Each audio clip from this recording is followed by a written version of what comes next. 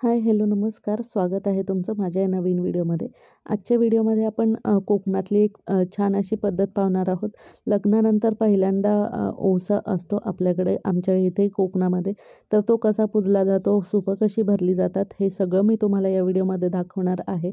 त्याचबरोबर आपण कोकणातलं मस्त असं निसर्गरम्य वातावरण पण पाहणार आहोत. तर ते सगळं दाखवणार आहे. तर स्टे ट्यून, व्हिडिओ शेवटपर्यंत पहा.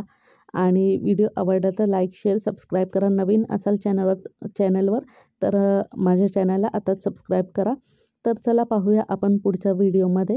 तर आदल्या दिवशी बघा, ज्या दिवशी गौरी बसतात त्या दिवशीच दुसऱ्या दिवशी ओवसा असतो. तर त्या दिवशी आम्ही निघालेलो होतो, मम्मी आणि मी जाण्यासाठी गावाला, कारण माहेरी पहिला ओवसा करायचा असतो. तर जाता जाता बघा थोडंसं मी इथं कॅप्चर केलेलं आहे. आणि जाताना बघा तुम्ही बघू शकता इथं घाटामध्ये किती धुकं होतं.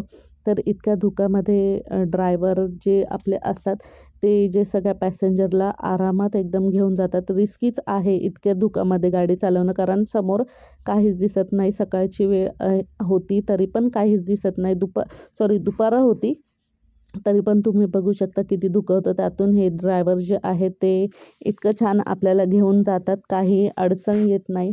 तर त्यांना एक सल्यूट आहे, कारण इतक्या पावसामध्ये धुक्यामध्ये गाडी चालवणं म्हणजे नेक्स्ट टू इम्पॉसिबल आहे, रिस्कीच आहे. तरी पण तेवढ्या ह्याच्यामधून पण ते लोक आपल्याला एकदम सुखरूप आपल्या घरापर्यंत पोहोचवतात. तर त्यांना मानलं पाहिजे. त्यासाठीच मी तर थोडंसं शूट करावं म्हटलं.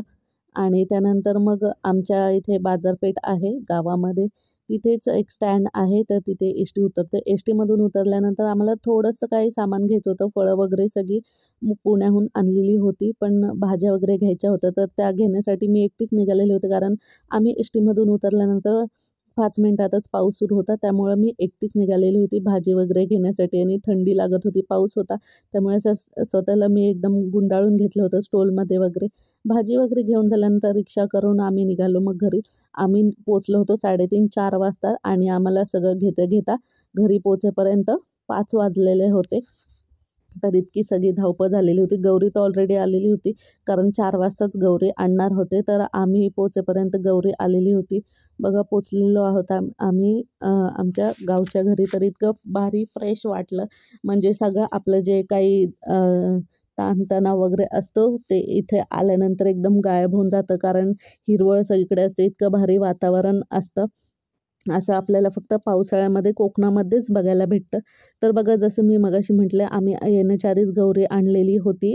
जवळ गौरी आणणाऱ्या जातात आणि हे जे साचा वगैरे असतो ते ते सजवायची वेळ आलेली होती. तर मग पोचल्यानंतर मी फ्रेश झाले, अंघोळ वगैरे सगळ्यात आधी करून गेली. त्यानंतर काकी बहीण वगैरे गौरी सजवत होते, तर मी पण मग अंघोळ वगैरे करून गौरी सजवायला गेले. आणि इथे बघा साडी नेसवत आहेत इतकं.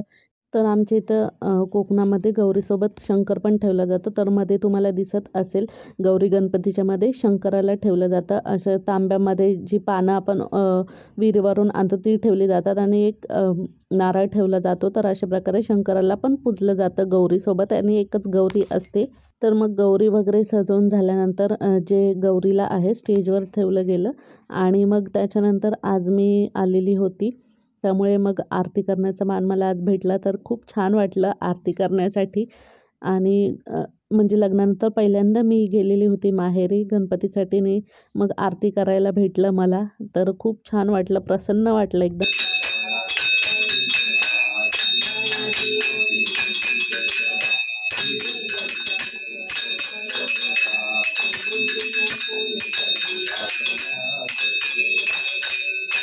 तर आरती वगैरे करून झाल्यानंतर खूप छान वाटलं, प्रसन्न वाटलं.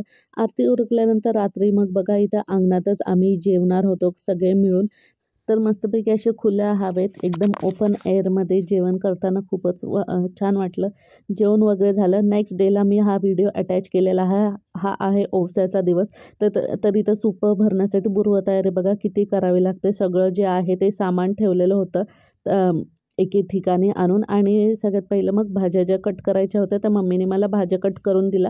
भाज्या कट करून झाल्यानंतर मग मी सुपं भरण्यासाठी घेतली, कारण सुपं 5-5 भरायचे असतात आणि प्रत्येक सुपामध्ये 5-5 सेट आपल्याला ठेवायचे असतात. तर ती सुपं आधी मी भरून घेतली. बघा हे हळदी कुंकूचं जे हळदी कुंकूने स्वस्तिक काढलेलं होतं, ते मी पुण्यावरूनच काढून आणलेलं होतं. ते मी एका माझ्या व्हिडिओमध्ये दाखवलेलं आहे.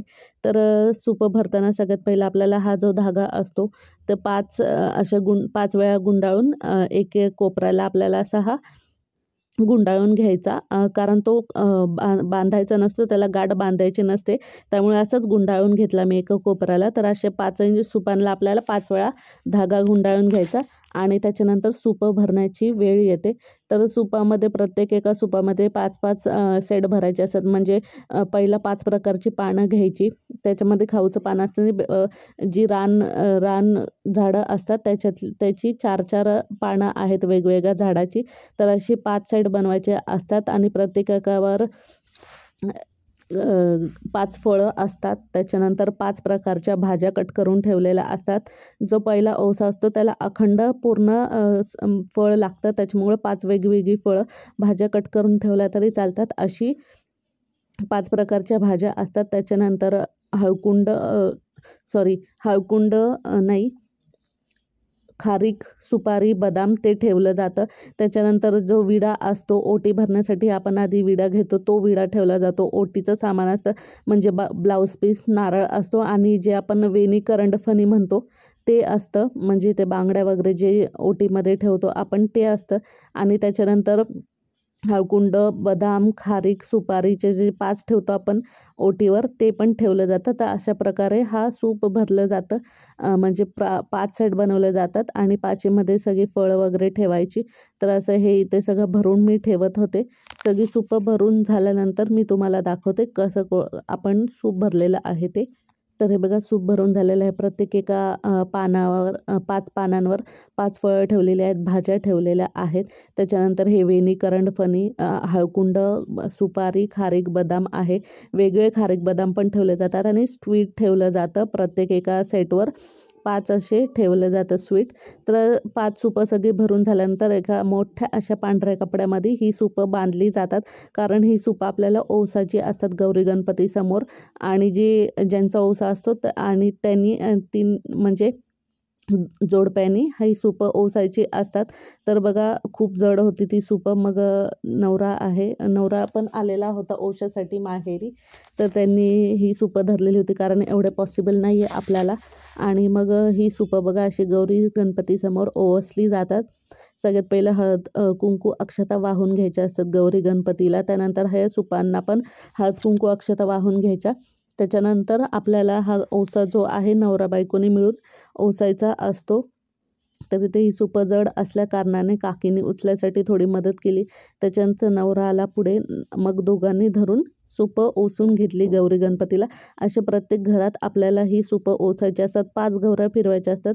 5ही घरांमध्ये प्रत्येक गौरीला असं ओसायचं असतं आणि त्या घरातले जे मंडळी असतात त्यांना ही सुपं देऊन, त्यांच्या हातात सुपं देऊन त्यांचे आपण आशीर्वाद घ्यायचा, म्हणजे पाया पडायच्या, त्यांना हळद कुंकू लावायचं आणि मग ते ओशामध्ये आपल्याला पैसे टाकत असतात. तर तो मानच असतो.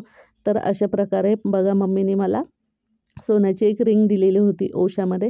तर अशा प्रकारे छान ओसा माझा झालेला होता. तर ही पद्धत मी दाखवण्याचा प्रयत्न केलेला आहे.